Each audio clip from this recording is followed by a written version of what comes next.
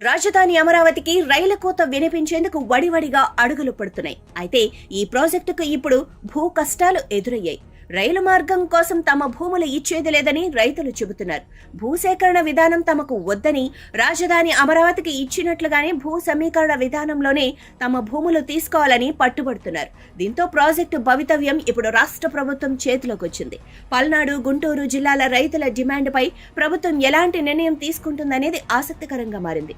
ఎర్రపాలెం నుంచి నంబోరు వరకు 56.53 కిలోమీటర్ల మేర కొత్త రైల్వే లైన్ నిర్మించాల్సి ఉంది.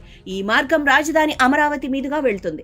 ఇందుకోసం భూసేకరణ చేసేందుకు రైల్వే అధికారులు రంగంలోకి దిగారు. అయితే పల్నాడు, గుంటూరు జిల్లాల రైతులు అధికారులను అడ్డుకున్నారు.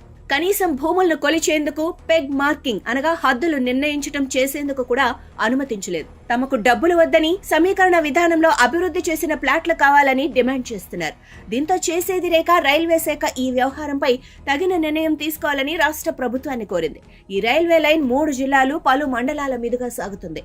ఖమ్మం జిల్లాలోని ఎర్రపాలెం మండలంలోని 2 గ్రామాలు, ఎన్టీఆర్ జిల్లా వీరులపాడు మండలంలోని 6 గ్రామాలు, కంచుకచెర్ల, ఇబ్రహీంపట్నం మండలాల్లో 2 గ్రామాలు ఉన్నాయి. అలాగే పల్నాడు జిల్లా అమరావతి మండలంలోని 3 గ్రామాలు, గుంటూరు జిల్లా తూళ్లూరు మండలంలో 2, తాడికొండ మండలంలో 3, పెదకాకాని మండలంలో 2 గ్రామాలు ఉన్నాయి.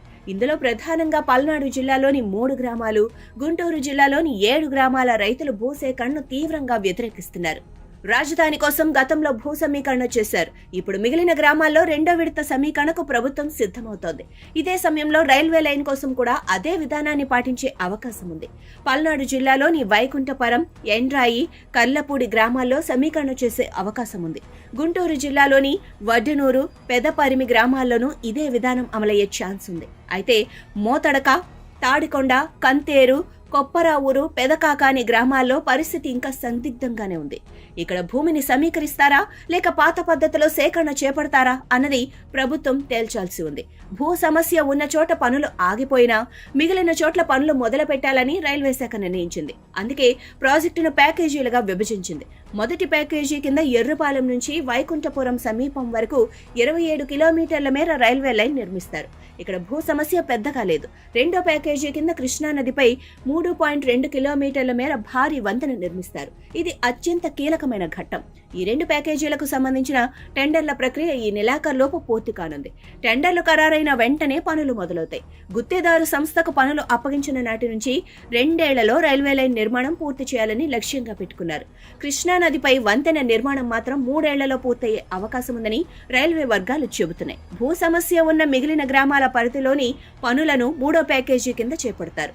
ప్రభుత్వం త్వరగా నిర్ణయం తీసుకుంటే అమరావతి రైలు కళ త్వరగా సాకారమవుతుంది.